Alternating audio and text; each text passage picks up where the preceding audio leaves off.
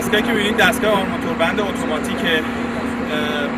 این دستگاه مدل 10 نفر کارگر کار می‌کنه.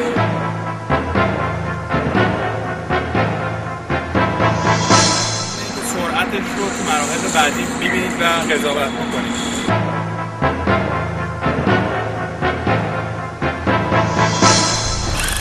دستگاه دارای دکمه خاموش روشن، دو تا، یه خاموش روشنه و یه دکمه سیفتیه برای ایمنی کارگر و به انضمام اینکه یک پیچ تورک داره. در حقیقت این پیچ برای سفتی و شلی گره به کار میره. هر چقدر که گره ما تو هر قسمت شل باشه، با این پیچ تا 8 طور میتونیم سفتش بکنیم. به حد این دستگاه قویه که در بعضی از موارد سیم رو هم انقدر میکشه که خود سیم بریده میشه.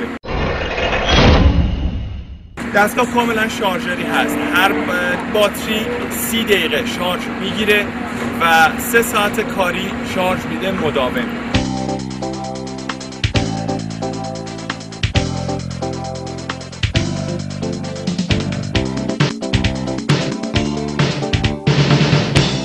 تغذیه دستگاه از این قسمت هست که سیم ها به صورت رول در رول های 57 متری داخل این مخزن قرار میگیره.